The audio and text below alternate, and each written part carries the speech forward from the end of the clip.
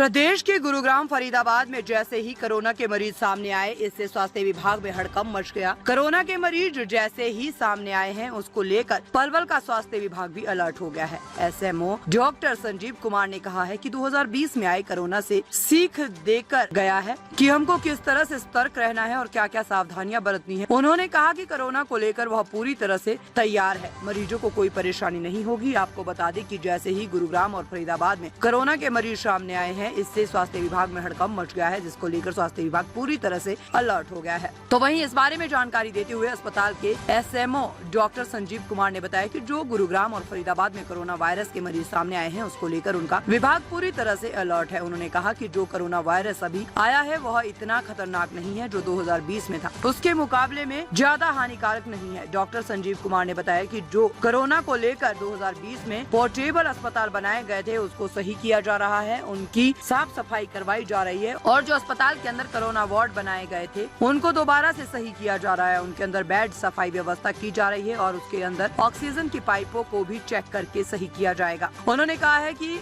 इसके लिए अपने डॉक्टरों को और कर्मचारियों को अलर्ट रहने का कहा गया है। उन्होंने बताया कि जिले के सभी अस्पतालों में ऑक्सीजन के प्लांट 2020 में लगाए गए थे, क्योंकि उस समय ऑक्सीजन की बहुत कमी हुई थी, लोगों को पैसों से भी ऑक्सीजन नहीं मिल रही थी। अस्पतालों में लगाए गए ऑक्सीजन प्लांट को रिपेयर किया जा रहा है ताकि ऑक्सीजन की कमी ना पड़े। उन्होंने कहा कि जो अस्पताल में ऑक्सीजन प्लांट लगाए गए हैं, उनकी क्षमता 1 घंटे में 1000 टन ऑक्सीजन बनाने की है और ऑक्सीजन के सिलेंडर भी भरकर तैयार है। उन्होंने कहा है कि अगर किसी व्यक्ति को जुकाम, खांसी और बुखार के साथ साथ छींके आती है तो इसकी जांच जरूर करवाए, ताकि समय रहते इलाज किया जा सके और लोगों को भीड़ भाड़ वाले क्षेत्रों में नहीं जाना चाहिए और मास्क का प्रयोग करना चाहिए।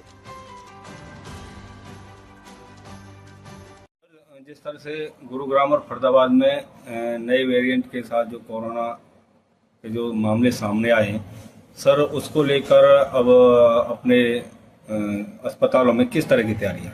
देखिए जी, हमारा जिले पलवल में अभी तक कोई नया केस रिपोर्ट नहीं हुआ है, लेकिन जो हमारे पास के पड़ोसी जिले हैं फरीदाबाद या गुरुग्राम, वहाँ पे 5 केस जैसा कि जानकारी है आ चुके हैं।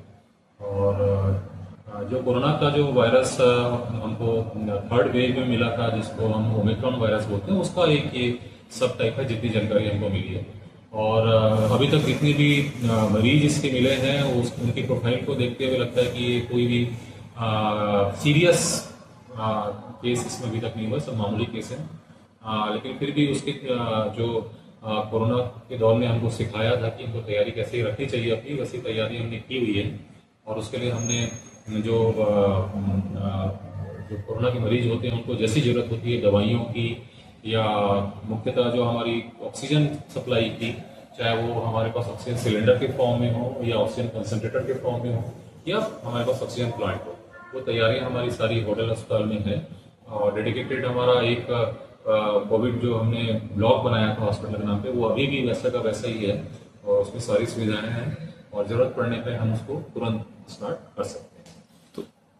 तो सर जो पोर्टल अस्पताल बनाए गए थे वो किस तरह, जो कोरोना टाइम वार्ड भी बनाए गए थे, तो अब उनका किस तरह से उनका उसी तरह से उससे उपयोग किया जाएगा जैसे उस समय उपयोग किया गया था, क्योंकि अभी भी वो उसी स्थिति में है, वैसे ही साफ सुथरे हैं, उनका सारा सामान हमारे पास है और जरूरत पड़ने पे उसको हम बिल्कुल तुरंत बिना किसी देर के हम उसको शुरुआत कर सकते हैं। तो सर ऑक्सीजन प्लांट लगा हुआ, तो उसकी कितनी क्षमता है और मतलब कि किस तरह से उसको तैयार किया है, तैयार है कि नहीं तैयार करा है? हमारा 500 था और बट जो लास्ट हमने रिपोर्ट की 1000 PSA का इसकी कैपेसिटी है। और जो कि जो भी हमारे जितने बेड्स हैं यहाँ पे उनको जैसे 50 बेडेड हॉस्पिटल है प्लस हमारे पास कोविड के कुछ बेड्स हैं, उनके उसमें सारे मरीजों को सप्लाई करने के लायक सफिशिएंट होगा। तो सर जिस तरह से अस्पताल में मरीज आ रहे हैं तो उसकी किस तरह से जांच की जाएगी? जी, अभी जैसे ही हमने अपने स्टाफ को और अपने जो हमारा OPD है या जो है वहाँ पे उनको इसके बारे में जानकारी दी हुई है कि जैसे केसेस मिल रहे हैं, अगर कोई भी उनको ऐसे लक्षण वाले केस मिलते हैं तो तुरंत उनकी जांच और जानकारी उनकी स्वास्थ्य विभाग को दें और उनकी तुरंत कोरोना के लिए जांच कराएं। तो सर क्या एडवाइजरी जारी करते हैं आप अपनी तरफ से लोगों को? बिल्कुल, जैसे कि सबको ने वो दौर देखा है जब कोरोना आया था, तो जो उस समय चीज़ें हमको इस बीमारी से बचने के लिए सिखाई गई थी कि आपको जिसको हम बोलते हैं कफ एटिकेट्स, मतलब खांसी और छींकते समय ध्यान रखना है। आपको भीड़ में, बाजार में कोशिश करें कि मुंह ढक के चलें और खांसी और छींकते समय अपने बाएं हाथ का प्रयोग करें। और कोई भी लक्षण जो कोरोना के होते हैं, जिसमें खांसी है, सर्दी है, बुखार है, नाक बंद होना है, ऐसा कोई भी लक्षण जिसको हम कह सकते हैं, उनको तुरंत अपनी जांच करवाएं किसी भी नजदीकी सरकारी अस्पताल में। तो सर जिस तरह से अब मतलब मास्क लगाने के लिए भी अपील करते लोग। जी, किसी भी तरीके से जरूरी नहीं है कि मास्क के रूप में ही हम उसको करें। अपना अगर दूरी बना के रखें, साफ सफाई बना के रखें, हाथ नियमित रूप से धोते रहें जिस तरीके से बताया गया है। और बहुत भीड़ भाड़ है तो कोई भी कपड़ा किसी भी तरीके से अगर कवर कर लिया तो वो भी काम कर जाएगा। लेकिन थोड़ा सा लोगों को इस बारे में, जो कोरोना के बारे में हमेशा अलर्ट रहना चाहिए, क्योंकि बीमारी एक प्रकार से हमारे सिस्टम का पार्ट बन गई है, तो इसका ध्यान रखना चाहिए। क्योंकि अब हमारे पड़ोस में जिस तरह से पेशेंट, गुरुग्राम हमारा पड़ोसी जिला है, फरीदाबाद हमारा पड़ोसी जिला है, तो उसको लेकर मतलब कितने अलर्ट है अपना पलवल जिला? बिल्कुल अलर्ट है। और हमको हमारे जिला स्तर पर सीएमओ ऑफिस से बिल्कुल समय पे हमको ये वहाँ से दिशा निर्देश मिलते रहते हैं कि तैयारी कैसे करनी है।